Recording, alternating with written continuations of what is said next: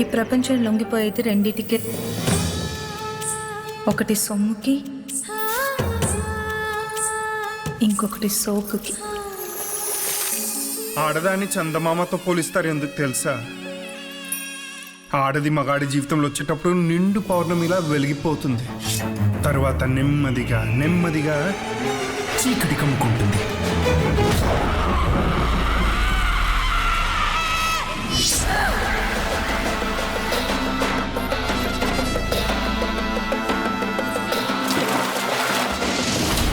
అది అసలే మామూలు ఆడదు కాదు. ఆకు ఒక్క అందిస్తా,